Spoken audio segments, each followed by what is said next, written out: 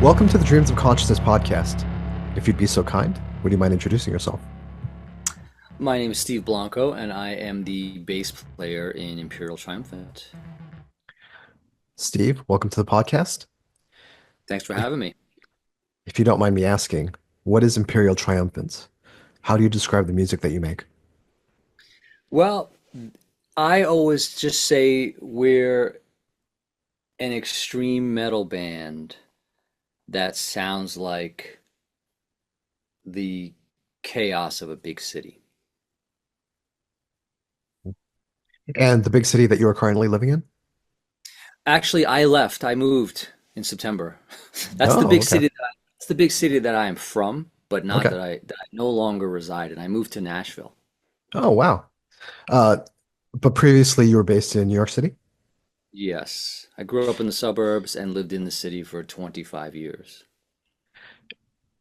Can you tell me the extent to which New York influenced or shaped the sound of Triumphant? If not just the experience of living in the city, but also the all the music that emerged from the city? Yeah, I mean, well, obviously there's the obvious side of it, which is that it's a big, annoying place to reside in, you know? It's loud, there's a ton of garbage, there's rats everywhere, there are douchebags everywhere, and it's also the apex of evil in the modern world, for probably the last 100 years.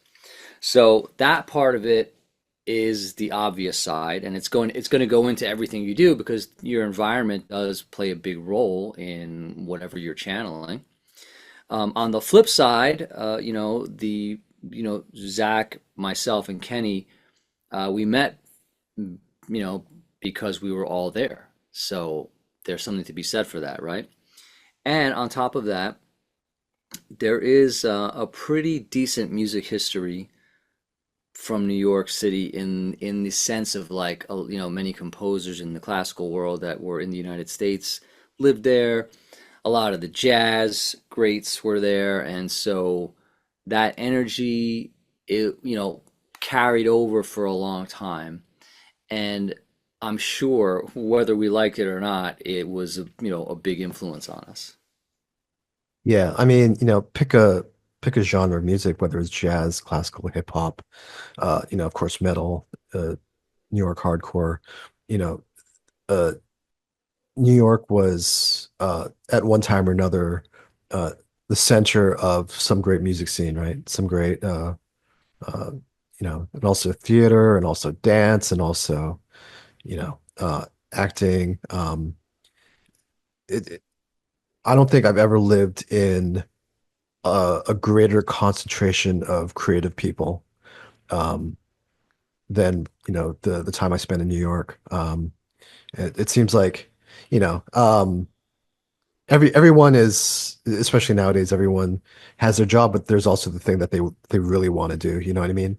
And I don't think that was ever more prevalent than when I was in New York. Like, just because you're working in a warehouse or tending bar, obviously you didn't move to New York City to be a bartender, right? Like everyone had some greater aspiration in mind. Right, right. I mean, it definitely draws people from all over the place. I mean, most there are certain areas, certain cities at least, that have that kind of weird vortex where people end up there. New York is, obviously it's the biggest city in the United States, and it's the commerce center, right? It's one of the oldest, not the oldest, but it's one of the older cities in the country, and historically it played a big role in the shaping of the United States. And so, of course, that does make sense. Although, to your point about the high concentration of creativity as far as people goes, I will say that Los Angeles, I always found that place to be really a crazy concentration of creativity, just because it's, the whole movie industry, which encompasses music and film and theater and everything, so that was also kind of an interesting apex of creative people. So I'd like to drill down into Imperial Triumphant's music, if you don't mind. People watching Do this on YouTube will see, you're sitting next to your keyboards. And I feel like when we speak about metal and, you have a keyboard player, then immediately people's minds go, to different directions. We talked about the way the environment of New York shaped Imperial Triumphant's music, but I mean, specifically, would you say that you guys bring in a lot of different genres into metal that people may not be immediately familiar with, or that a lot of Uh, please go ahead. yes.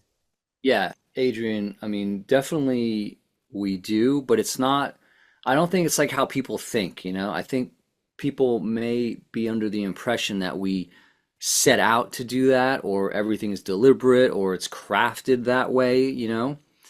But the reality is that it just happened that the universe put the three of us together and we are the kinds of musicians that don't really see genre, you know, or don't hear genre. So to us, we just like music, you know, and it's all subjective, obviously, but you know, whatever we think is good music to us, whatever music affects us, whatever we connect with in a, you know, deep emotional level or whatever it might be. So all of that is just a soup. It's just a melting pot that is just what Imperial Triumphant I think kind of sounds like. You know, you obviously there's a lot of jazz in there because the three of us love jazz music. You know, Kenny and I actually came up in the jazz scene in New York City. You know, so no matter what we would do, it's going to be in there. You know what I mean? Now, when you say that the universe brought the three of you together, can you tell me a little bit about your background before Imperial Triumphant and what led you to join the band? Sure. The way I joined the band was actually pretty crazy because I answered a Craigslist ad. The only one time in my entire music career that I answered a Craigslist ad. Um, but my background was actually I'm a jazz piano player. I grew up on metal, rock, classical, and then little bit later, maybe in my early teens, I started to discover, you know, some jazz records and stuff. My father had a pretty extensive record vinyl collection, you know, and a lot of classical. And I was particularly drawn to 20th century classical, you know, Ligeti, Stravinsky, and that was really a huge fundamental shaping of my musical pedigree, so to speak. But I did focus on piano. I was a drummer first, so the multi-instrumentalist thing to me just is kind of normal. I don't, you know, think of things too specifically. It's just a different medium, I guess, to try to get at the same thing, if that makes any sense, you know. It's all Yeah. music.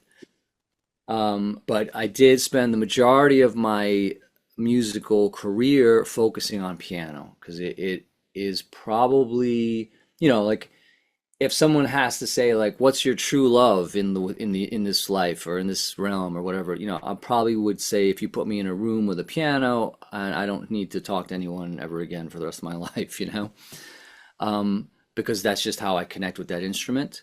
However, you know, I have keyboards here, and I just love all things synths. I love synths, man. I love like loud electric synths, you know. And then of course, I love guitars and I love the bass, and I've been playing the bass. That happened a bit later. I got kind of burned out on the piano, you know, and I just wasn't as inspired. And then sometimes I recommend to musicians to try another instrument when that if that happens because it actually reinvigorates your I don't know if you're a musician or not, Adrian, but it reinvigorates your like in you know drive to practice again because you're like, oh, now I have to figure out how to play this thing, you know, right? And so the bass was like a new puzzle, and I got super into it. And right away, a friend of mine, a childhood friend of mine, sent me a Craigslist ad. He's like, "Hey man, you're playing bass. Why don't you here? This band's looking for a bass." And it happened to be an ad that Zach placed so that Imperial Triumphant could go on on its very first tour because up until I joined the band, there was never Imperial Triumphant never did a tour, and Zach didn't actually have a full time band really. He was sort of switching around with a different roster of musicians, and so yeah, so I joined the band for the to do the very first tour, and the rest is kind of history. So you spoke a little bit about your background and the different kinds of music that you listened to and played. Did you study music? Did you go to school for music? I did. I studied music. I should add, actually, my background is music as a child is pretty diverse because my mom is from Morocco, and so in her younger years she was actually a belly dancer, and so I grew up listening to those records too, mixed in with the classical records and the rock records and stuff that my father had. So that was a pretty big like world, you know, ethnic world kind of vibe, right? Of course, and this is before I even knew about like, all the music I got into that was, from Africa or even jazz records. And then eventually I just went down rabbit holes in different times of my life. Like recently I've been checking out the music from Thailand, which has been kind of blowing my mind. But anyway, I did go to music school when I was a bit older. When I was like around 27, I entered music conservatory and did the whole thing. But as a jazz performance piano major. So this is a question I ask a lot of bass players, especially in, the faster forms of metal, where there's a lot of double kick drum and stuff like that, and down tuning. Um, but what would you say the role of the bass is in Imperial Triumphant? What would you say your role as a bass player is? Or maybe even in metal, in a larger sense. Yeah, I mean that's a fun question to talk about, and I like answering this. Basically, I joke around and say that I play lead bass Yeah. because I don't think of the bass to me, every musical instrument has a full range of sound. And the goal is to explore that and try to comprehend that so that you can channel this incredible force from the universe that we call music or sound or whatever whatever we might want to describe it as, because it's obviously much bigger than we can even comprehend. Um, but it's to explore the full range of the instrument because every instrument to me is a solo instrument. That's how I see it.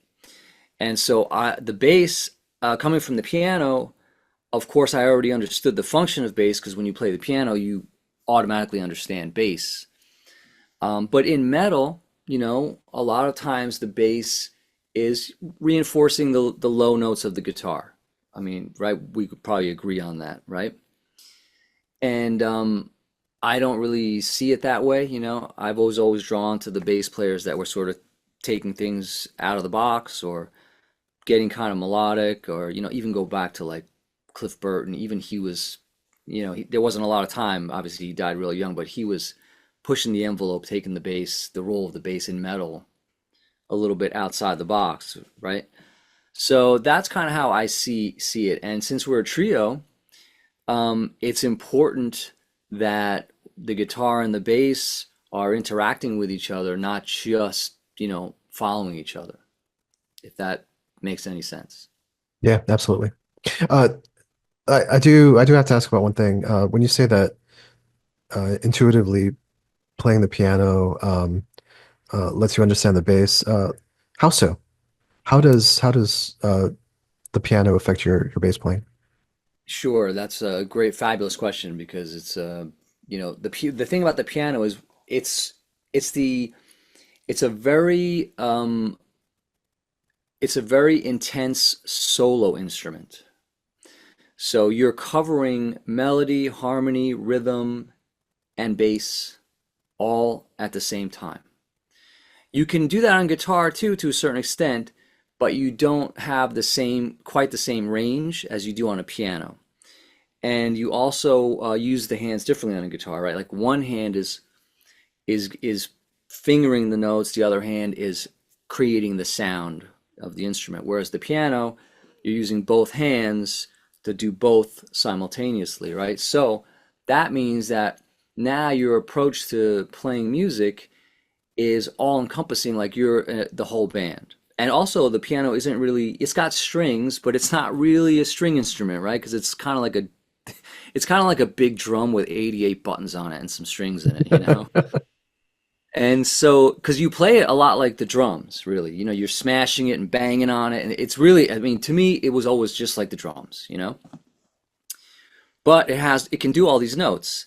And so the other thing about it too is it's a very visual instrument, right? Because of the nature of the beast, the way the keyboard was designed and laid out, several centuries ago. And that allows you to actually see how bass, the role, the note of a bass plays in harmony and also determining the harmony or shaping the harmony.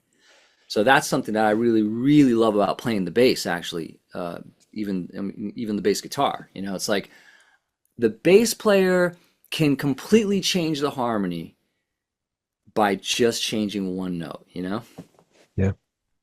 So this is an aside, but as you're speaking about the piano being 88 drums or drum toms or whatever, it's only been recently that I realized the extent to which that percussive down picking style that Johnny Ramone had that became like the sound of punk rock was so influenced by the piano playing of like Jerry Lee Lewis, which was so percussive and so like dang, dang, dang, dang, dang, dang, dang, dang, dang, that like to emulate that like you could only play it with like downstrokes and palm muting. You know what I mean?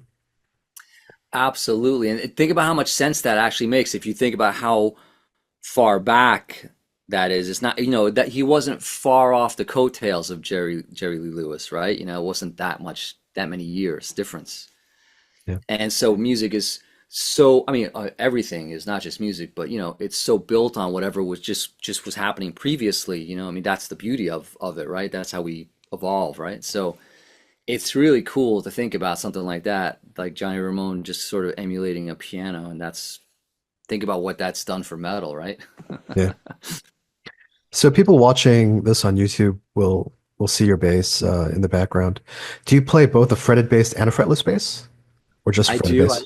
Okay. No, I play both. I love fretless bass actually. I used it in one Imperial thing. We did a covers album, and one of the tunes we did is this Miles Davis tune called Nefertiti, and I played fretless on that because I was going for a different vibe. This bass behind me is actually tuned to E standard. I don't use that in Imperial. That's just like my regular Fender Jazz bass that I just like to keep around in my room.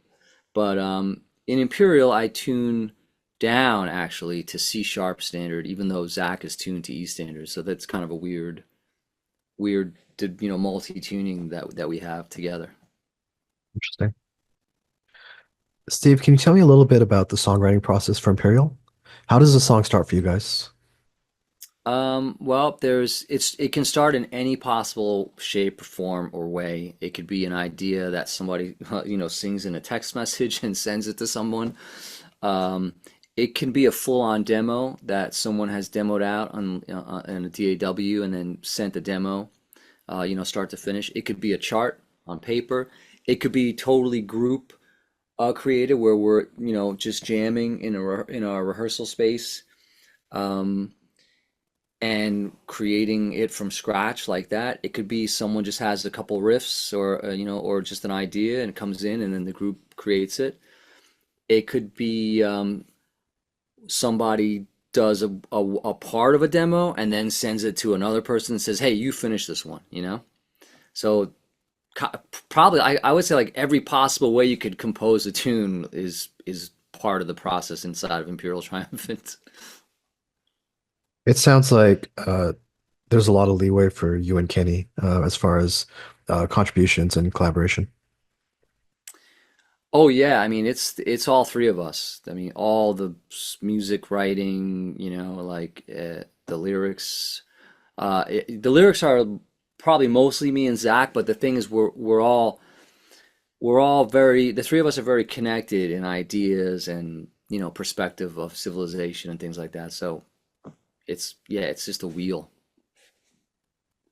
So I asked this of people who studied music, just because I grew up on like, intro verse, chorus, solo, chorus, and um, but what makes a good song in your opinion? Or what is a song in terms of song Well, structure?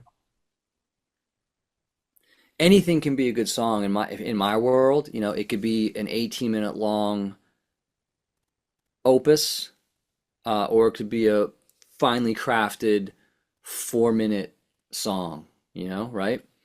But it has to have elements that we can connect to emotionally, and that draw us in, right? And it's very hard to say like what's a good song. Obviously, you're asking me, and it's very subjective, right? So I can only tell you what I think is a good song, you know.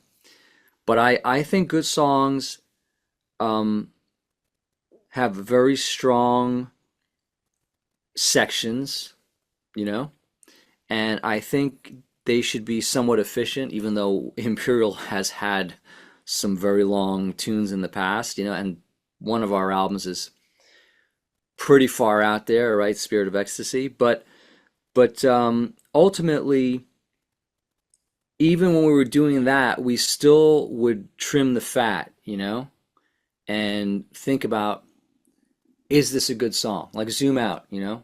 Don't just think about your parts or ideas that you think you need to get all of your ideas out. I think it's cool, like to not be married to stuff and just think about the what's best for the song itself, right, as a whole, you know.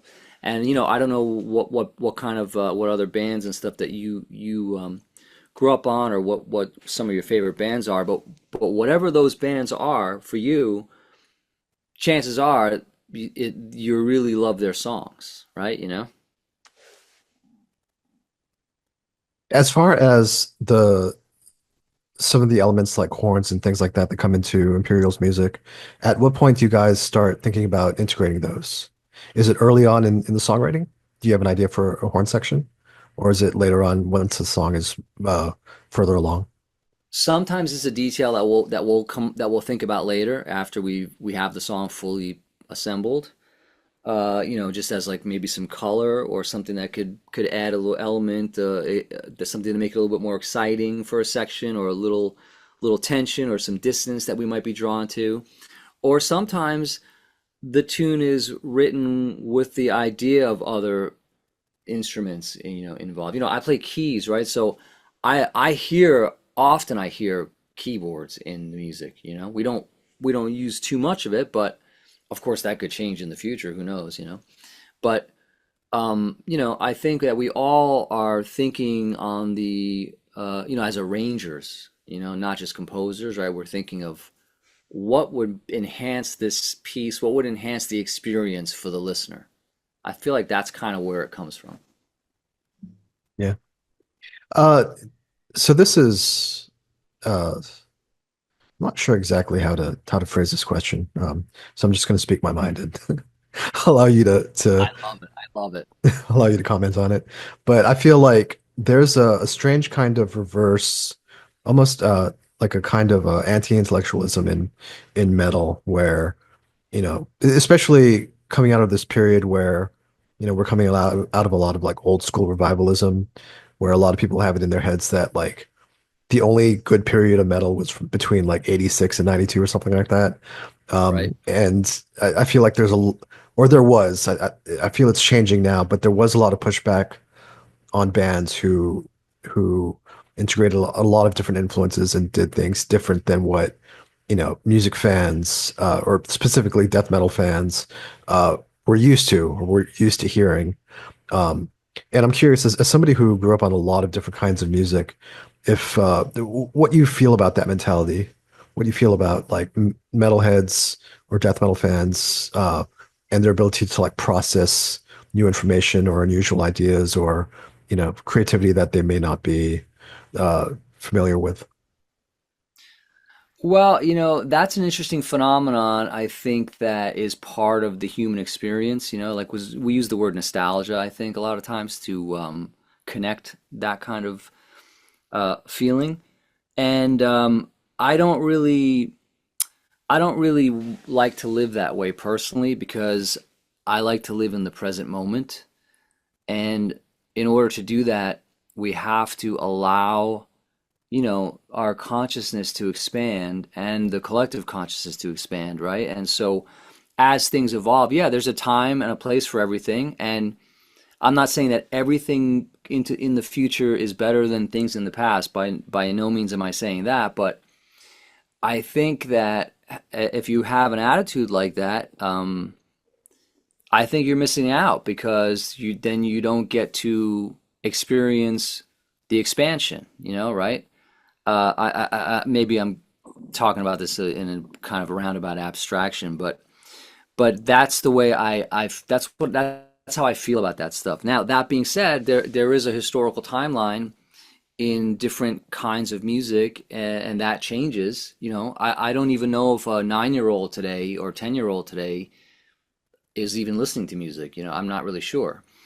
I'm not 10, so I can't get that perspective at this time. And yeah, okay, we know that Metallica ripped and made some great records, right? And those are important because they were part of the foundation for everything that came after. But then, if you just don't continue to check things out, you're going to miss out on so much other cool music that happened afterwards, right? Like Portal, a favorite band of mine. I would probably never have checked them out if I only listened to records from '86 to 1990, like you were saying, right? So that's kind of how I see that. I mean, we could talk for more about this because to me it's more than just about like, hating any metal after 1992, right? It's kind of like also just the whole life experience. I don't know if you're jiving with what I'm saying, Adrian, but I think you get the idea. Yeah. I mean, for me, it's frustrating because there was no blueprint for this stuff, as it was being created. It was revolutionary music, and there were no rules. And that's kind of the era I grew up on. Like there were no rules for death metal. It was all this, this very strange. It was being made up as the bands were going along. You know what I mean? Like there was no I template agree. for Morbid Angel. There was no template for Cannibal Corpse. Um, Nope. and here we are 30 years later, and it's like there are a lot of rules. There are too many rules. What you can or Exactly. can't do. Yeah. Um, That's a great way to put it. That's I couldn't agree more. has that ever been a problem for you guys as a band? Like, Oh, either it's with audiences? Sorry, go ahead. no, it's that I'm sure it's a problem not for us, not the three of us as musicians. We don't have any rules. Like we don't give a fuck about any rules or anything. We just do what we feel like doing, what we think is going to be good music, right? And also, I just want, as an aside, I just want to say, like, music is not coming from us. It's coming from someplace in the great creation force of the universe. It's like electricity. We're just plugging into it and, you know, learning how to channel it, right? So that's another part of the experience. But I think Imperial Triumphant sometimes it sounds perfectly harmonious to me, but I think for maybe some listeners it's they can't really get into it, like they think it's weird, right? So and then sometimes people get into it after a certain amount of time. It takes a while. There was plenty of music that I took me a while to get into, that I didn't like right in the beginning. But I do think that sometimes people do want to stay inside of a box because it's comfortable. And so they might look at things like rules, like what you're talking about, as and saying that Imperial Triumphant is not even a metal band, which is kind of wild in my world, but I've seen comments like that. Uh, I've spoken to members of Cynic who talked about how tough it was for them when they were first touring because, they would be on a bill with like Cannibal Corpse or whoever, and the audience just was not having what they were doing. You know what I mean? And there were like Yeah. bottles thrown and booing and stuff like that. I don't think metal fans are quite that hostile these days, but I mean, as you guys are touring, or even like on the other end of the music industry where you're dealing with the label and journalists and stuff like that, is there a point where you feel like some people just aren't getting it or aren't don't know quite how to approach your music? I definitely think that does exist. Probably more from just listeners than because the the music industry itself has been pretty welcoming for us, even though we're pretty small and obscure, for the most part, right? We're on a giant label and they're very nice to us and they happen to like us and our music. So, I'm not sure how to gauge gauge it based on those metrics. But I think for some listeners it's a problem because they really want what's familiar, right? And I'm not saying like we're the most revolutionary thing that ever existed because nobody really is. We're all stealing from the past and then just reinterpreting it, right? And so, but for some reason, certain patterns I think become a comfort zone. What do you think about that? I think it's definitely a comfort zone. It's definitely people who um, don't. I mean, it's like, and I hate to do this. I hate to refer to music as a product, but you go to McDonald's expecting certain things, right? And if one day like McDonald's has Thai food, you don't know what to expect anymore. And I think with Right. bands, um, you know, if Cannibal Corpse put out a jazz fusion record, I think people would lose their shit immediately. Um, But I would be very excited. yeah, absolutely. And so I think it's a tricky balance, as a creative person. I don't know. I feel like it's a lot of it is the mentality of metal where they're tied to this idea of true. Um, but I feel like the courage isn't in, just rehashing what you've done in the past. The courage is in trying new things. Exactly. So I don't know. Exactly. Yeah, man.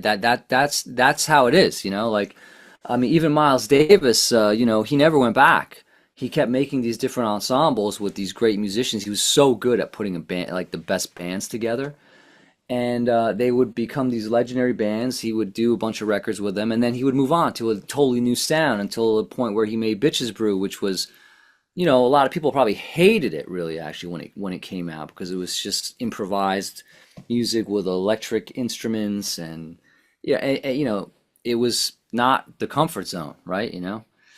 And I just think that it's important to push the envelope and push the boundary if you really want to if we're doing this art thing, we might as well just push it all the way, like might as well try at least. And one other thing I wanted to say too is that we had never had any bottles thrown at us, not at least that I think had anything to do with someone not liking our music.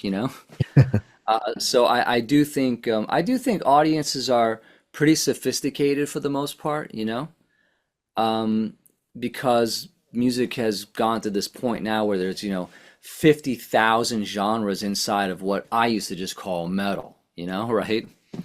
Or rock even. It's all rock to me. And so that's an interesting thing to think about too inside of this conversation is the sophistication level of the listener. Yeah.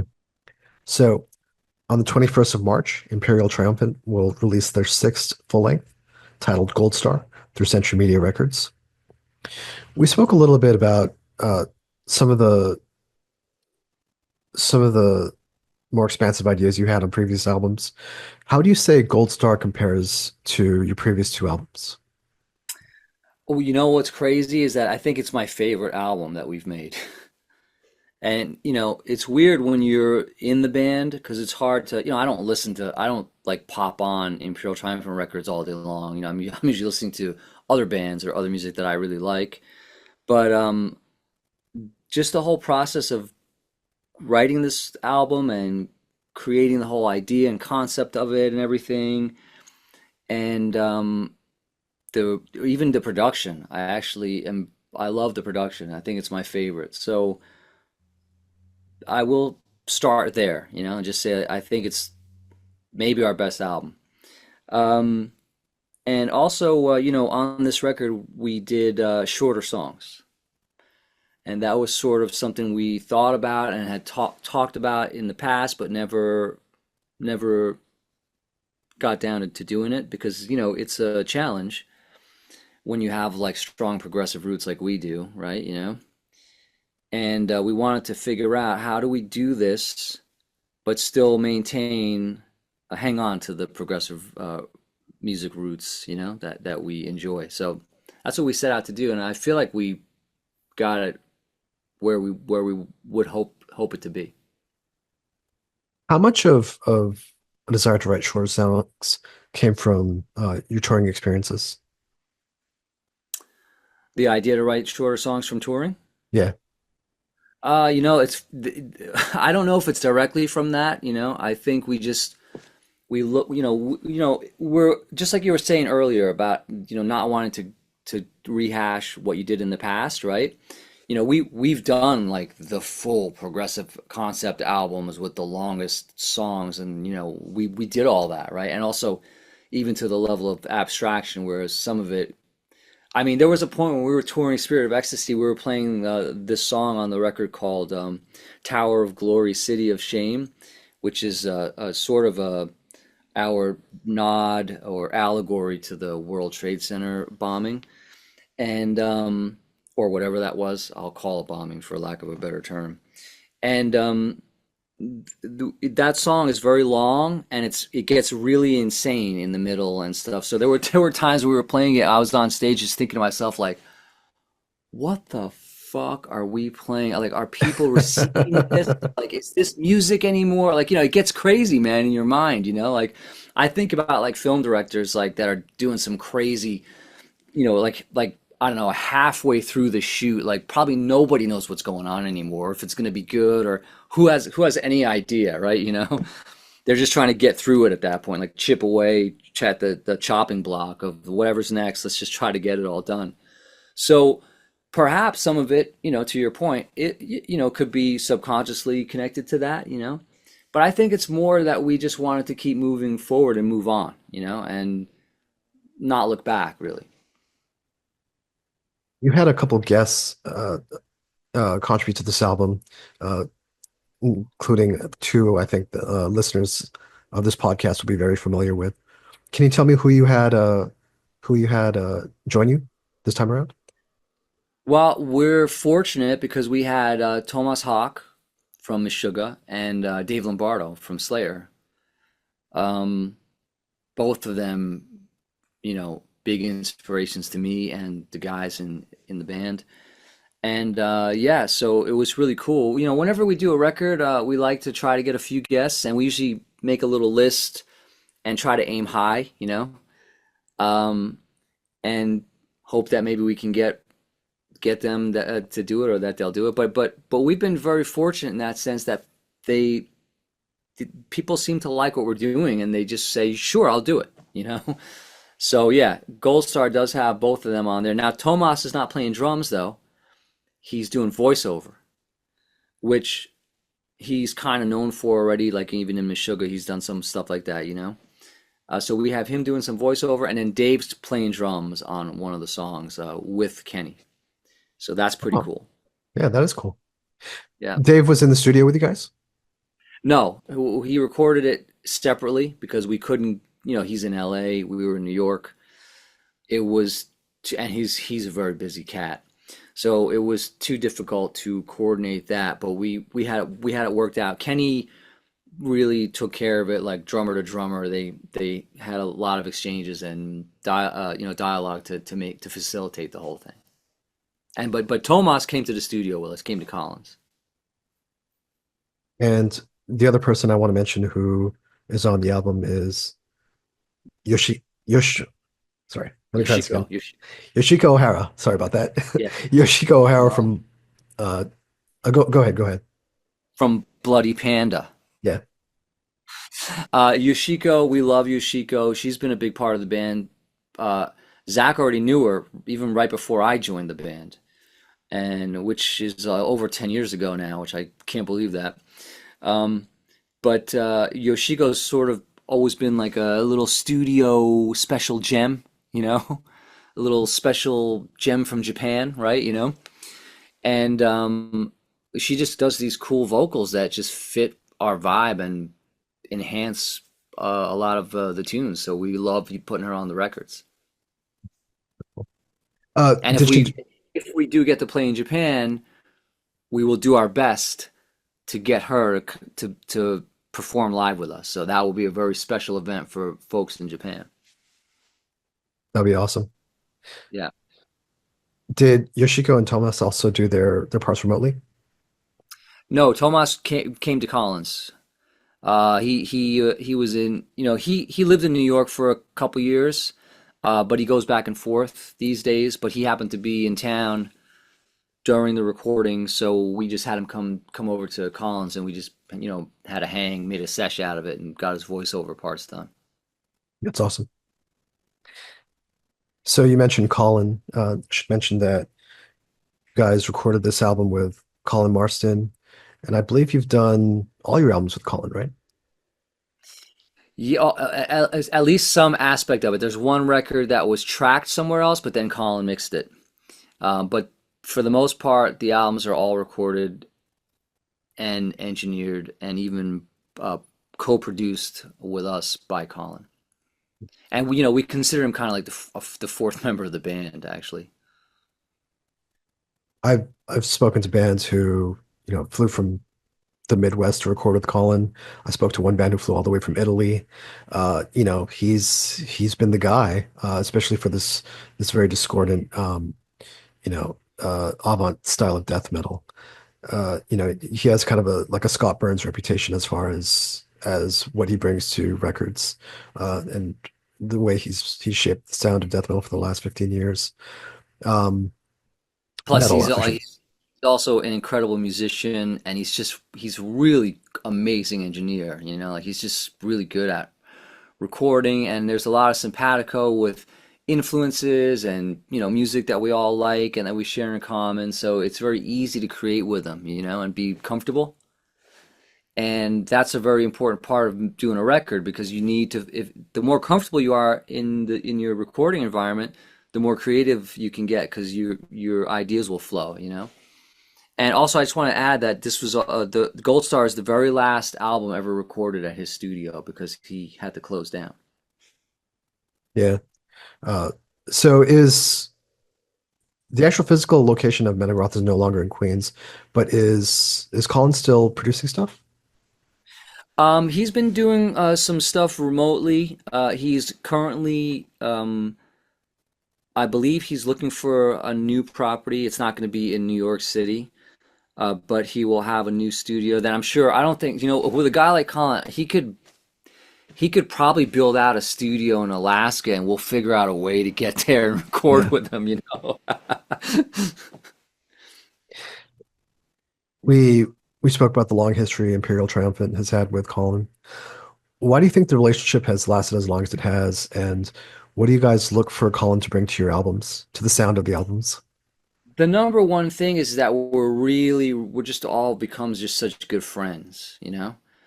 And I think that is just such a big part of it. And even family-ish vibes almost, right? And then aside from that, it's really just the creative experience. Like there's something that happens when people get together that align, and can plug into the big consciousness and just channel ideas together. It's just like it's the coolest shit. It's the most fun.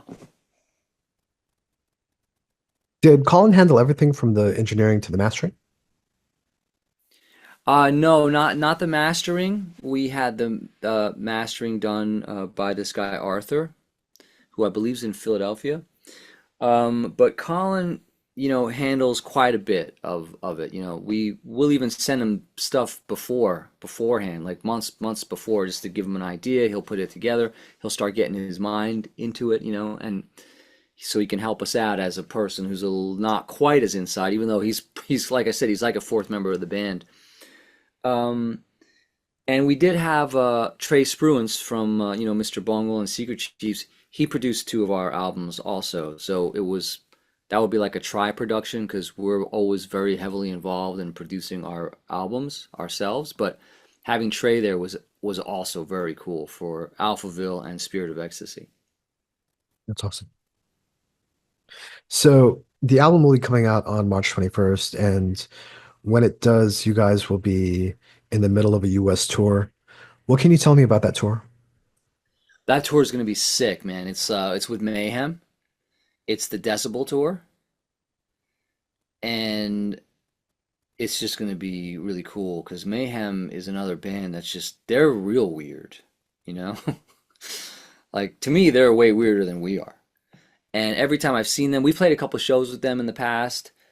I've really enjoyed their set because it's I don't know where it's what it's going to be like or what they're going to do, you know? Their music is very shapeshifty and I would say sounds like there's improvisation elements in what they do.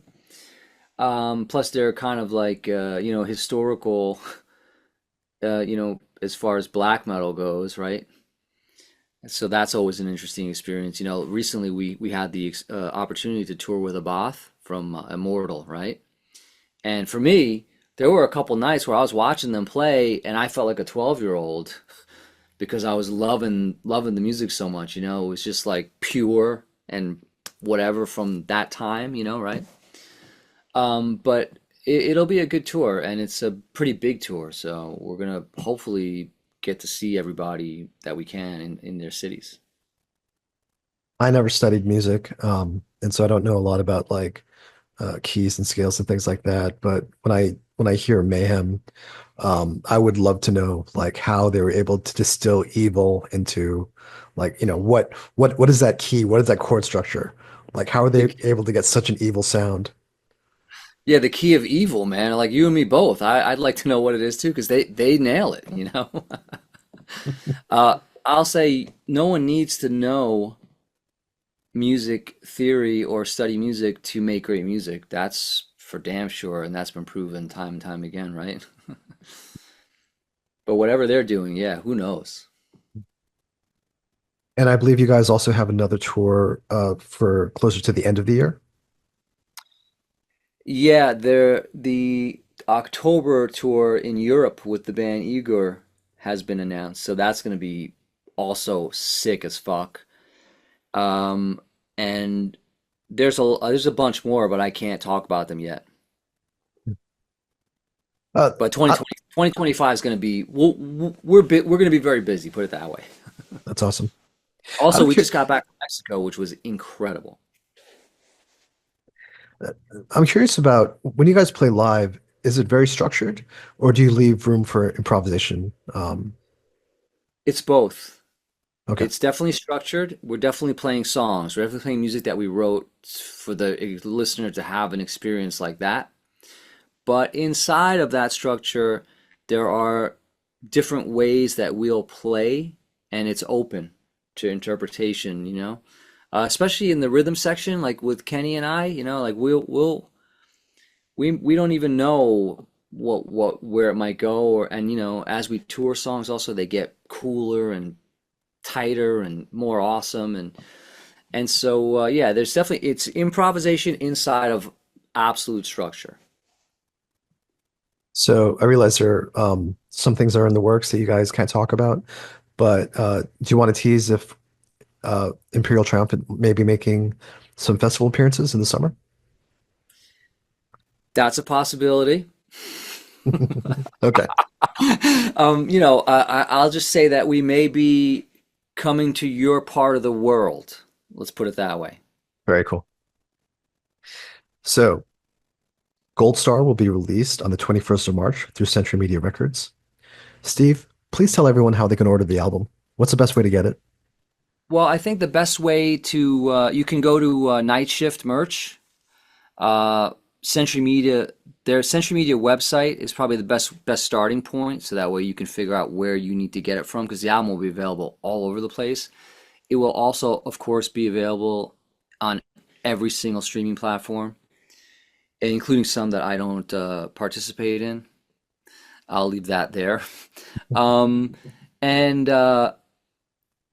Well, also merch. if you do want to talk about that, feel free because, I don't tell people how to listen to this podcast, but I think people can tell, there's certain sites I like more than others. Um, and I think Yeah, it's, like it's a tough road for bands, in the age of streaming because on one hand, they have more exposure than they've ever had in any other part of history, and yet they're getting paid less than, per listen than I think they would have been, 20, 30 years ago. So I don't know. Yeah, there's no doubt about it. The streaming thing for me is, just kind of like what you said. It's sort of a double-edged sword. Like I do like streaming. I like reaching people. To me, the greatest thing in life is connecting with people. Even playing music, it's really ultimately to connect with people. And when we tour and travel, my favorite thing is meeting people, connecting with people, and feeling that synergy of the consciousness.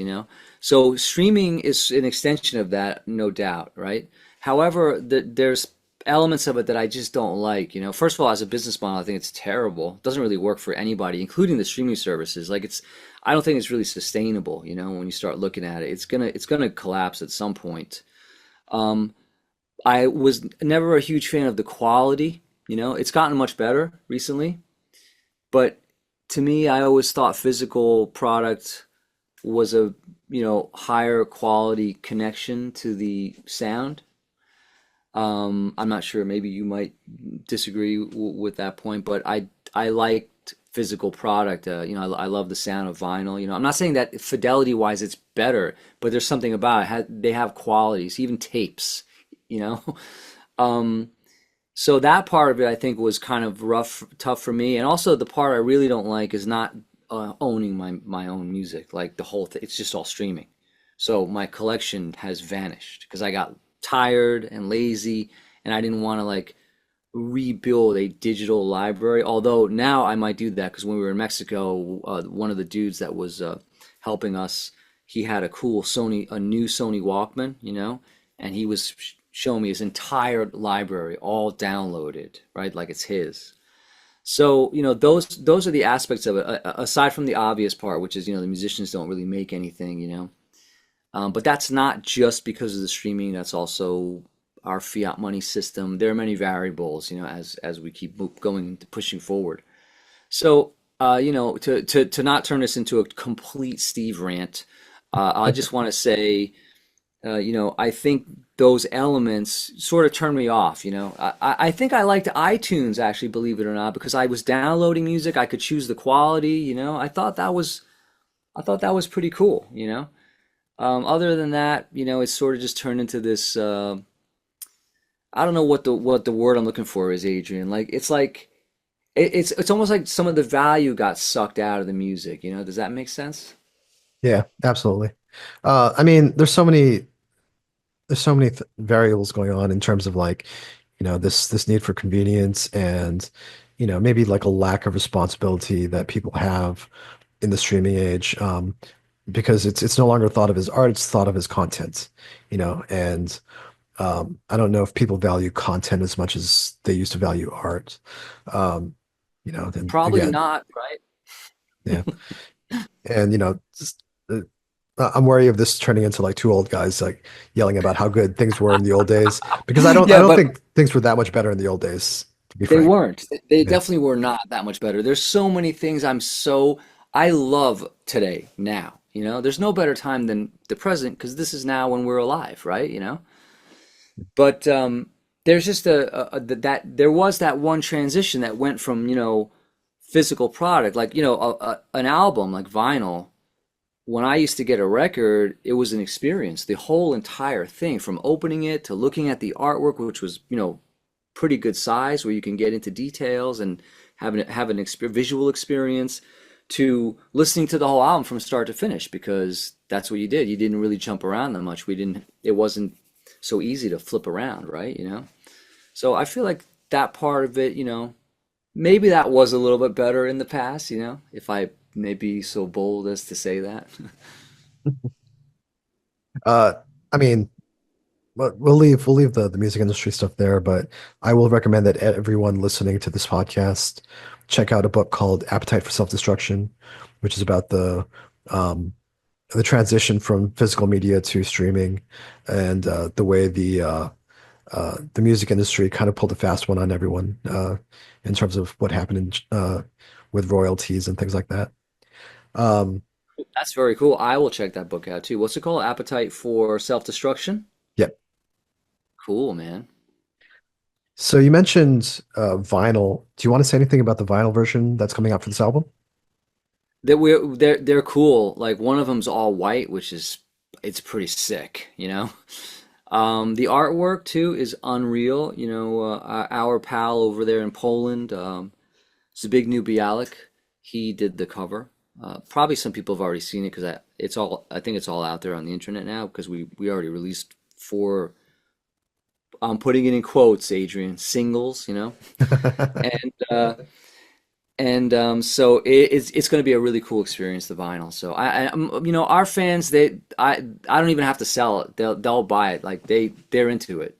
Imperial Triumphant fans love that stuff. So I'm sure they're going to just love what we put together for them with Gold Star, and there'll be probably other cool things that come along down the road. I don't really know if we have any really insane specialty vinyl that's going to be coming out because the I've only seen two versions so far. Okay. So we'll see where it goes. Is there a blue version and a black version, or There's a black version, a white version, and I think and a blue version, right? Yeah, I think that's okay, it. cool. Yeah. And you mentioned night merch, I think. That's where all the merch is going through. Night Shift merch Night is shift merch. our North America merch. Over in Europe, it's Evil Greed. So for any European fans listening, they know where to go, but that's theirs. Night Shift is here. They're out of Orlando, Florida. They're awesome. We love them. Very cool. And if people want to get updates on festival appearances and the tours, what's the best way to do Best that? best way, believe it or not, is just our Instagram. Okay. Imperial Triumphant, very easy to find. If you type it in, I'm sure it'll be the first one that comes up. We do have a whole chunk of fans that follow us on Facebook too, but I would say that if you're just looking for one quick, easy spot, go to Instagram. Steve, you've been extremely generous with your time, but is there anything else you want to say? The only thing I want to say is that the rest of the album is also going to be great. So I hope everyone's looking forward to the release of it, and I'm really looking forward to connecting with everybody in different cities as we travel all around the world. So hopefully I can connect with everybody and they can come out to the show. Very cool. Thanks so much, Steve. It's been my pleasure, Adrian. Thank you.